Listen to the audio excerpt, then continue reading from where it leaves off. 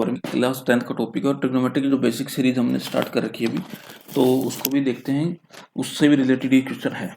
तो ट्रिग्नोमेट्री से रिलेटेड आपको कोई भी डाउट, अगर आपको ट्रिग्नोमेट्री त्रिकोणमिति समझने में कोई डाउट आता है, परेशानी आती है, तो अब ट्रिग्नोमेट्री नाम की प्लेलिस्ट है जिसमें मैंने ट्रिग्नोमेट्री को बिल्कुल बेसिक से बताने की कोशिश करी है। और यही उम्मीद करता हूँ कि वो जो प्लेलिस्ट अगर उसको ढंग से कोई बच्चा पेन पेपर लेकर अगर सोल्व कर लेता है या समझ लेता है, तो no doubt he can easily master the trigonometry. Trigonometry बिल्कुल आसानी से मास्टर कर जाएगा कोई भी स्टूडेंट। और सभी जो वीडियोस हैं वो टोटली फ्री है।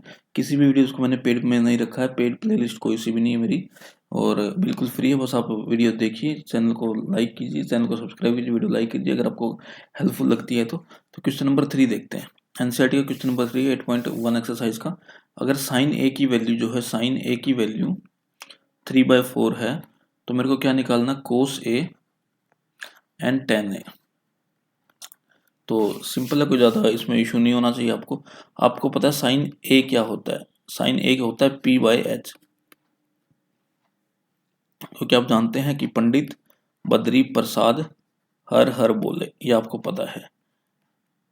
ये P/H जो वैल्यू होती है साइन की होती है, B/H होती है कोस की, और P/B होती है टेन की। ठीक है, तो आपको पता है साइन की जो वैल्यू है, वी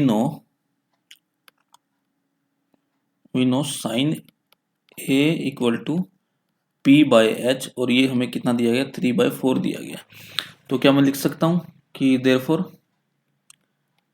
पाइथागोरस में लिखा हूँ, h की वैल्यू 4 हो जाएगी, p की वैल्यू 3 हो जाएगी। अब मैं पाइथागोरस थ्योरम लगा के, use Pythagoras theorem, Pythagoras theorem का अगर मैं यूज करता हूँ तो क्या मैं हाइपोटेन्यूज का जो स्क्वायर है, परपेंडिकुलर का स्क्वायर और बेस के स्क्वायर के जोड़ के बराबर दिखा सकता हूँ। हाइपोटेन्यूज है 4 का स्क्वायर इक्वल टू p है यानी कि 3 का स्क्वायर प्लस b कितना है, b मेरे को निकालना है। 4 का स्क्वायर होता है 16, 3 का स्क्वायर होता है 9, प्लस ये आया आपके पास, इतना आपके पास आ गया है। ठीक है, अब इतना आने के बाद क्या है, अब आप इसको थोड़ा सा और आगे सोल्व करेंगे तो किस तरीके से होगा, 9 उस तरफ है प्लस का, तो इस तरफ आया तो माइनस का आ गया, बी स्क्वायर की वैल्यू आपके पास आ गई। 16 में से 9 गए 7 बचा, तो बी की वैल्यू आपके पास, बी स्क्वायर की वैल्यू 7 आई, तो इससे आपके पास बी की वैल्यू √7 आ गई। और केवल आप प्लस का √7 कंसिडर करेंगे क्योंकि लेंथ है, लेंथ कभी माइनस होती नहीं है। ठीक है, तो यहाँ से आपके पास कंक्लूजन क्या आ चुका है कि आपके पास आ चुका है, आपको पता था कि साइन ए क्या है, साइन ए है आपका 3/4। अब आपको यहाँ से पता लग गया था कि p की वैल्यू 3 है और h की वैल्यू 4 है, और b हमने अभी निकाला है, √7 आया है।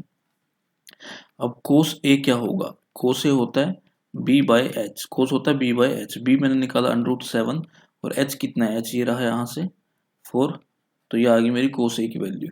अब tan निकालना है मेरे को, तो tan a मैं निकालना चाहूँगा, तो tan a किस तरीके से निकाल सकता हूँ, tan होता है P/B, p कितना है, p है 3 और b कितना है, √7। इसको आप चाहो तो रेशनलाइज कर सके लिख सकते हो, यानी कि इस तरीके से आप लिख सकते हो कि √7 से ही मल्टीप्लाई किया, √7 से ही डिवाइड किया, तो ये क्या हो गया, 3√7/7। इस तरीके से उसको सोल्व कर सकते हो। सेम फंडा है, इसमें कोई ज़्यादा कन्फ्यूजन वाला केस होना नहीं चाहिए। अगर दूसरा मौका तो टेन निकालने का तरीका होता है, टेन जो होता है, टेन ए होता है sine A upon cos A, sine A divided by cos A. ये भी आप याद रखिएगा, टेन की वैल्यू होती है, साइन को अगर कोस से डिवाइड करो तो टेन आता है।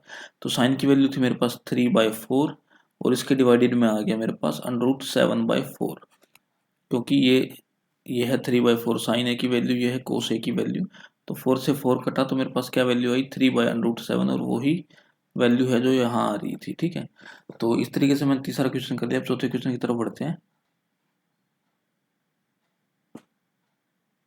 तो देखते हैं फोर्थ क्वेश्चन क्या बोल रहा है। फोर्थ क्वेश्चन बोलता है कि अब हमें गिवन है 15 कोट ए की वैल्यू 8 है, मेरे को साइन ए और सेक ए की वैल्यू निकालनी है।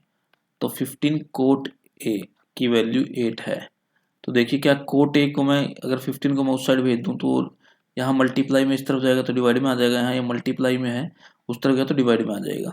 कोट क्या होता है, कोट होता है मेरा B/P, पता कैसे लगा, वही राइमिंग है जो पंडित बद्री प्रसाद हर हर बोले सोना चांदी तोले। ठीक है, तो यहाँ से मेरे को पता लगा कि 10 की वैल्यू कितनी है, 10 की वैल्यू P/B, और 10 का उल्टा क्या होता है, 10 का उल्टा है कोट, तो कोट कितना हो गया B/P। P हो गया। इतना आपको पता होना चाहिए। अब मेरे को पता है B ये है, P है, क्या मैं हाइपोटेन्यूस निकाल सकता हूँ पाइथागोरस का यूज करके? Pythagoras theorem h square is equal to P square plus B square, H square is equal to P का स्क्वायर, P कितना है 15, कहाँ से आया, यहाँ से आया, और B यहाँ से आया, ठीक है, और B कितना B है 8। अब 15 का स्क्वायर कितना होता है, 15 का स्क्वायर होता है 225, और 8 का स्क्वायर होता है 64। तो यहाँ से मेरे पास एच स्क्वायर की वैल्यू कितनी आ जाएगी, इसको मैं निकालना चाहूँ तो 225 में 64 जोड़ा तो 289 आएगा, और 2 यहाँ एच स्क्वायर है उस तरफ गया तो अंडर रूट ऑफ 289, 289 किसका अंडर रूट होता है, ये होता है 17 का। तो यहाँ से एच की वैल्यू मेरे पास 17 आ गई है। अब मेरे को वैल्यू किसकी निकालनी, मेरे को निकालनी साइन ए की वैल्यू। तो साइन ए को मैं क्या लिख सकता हूँ, पी बाई एच।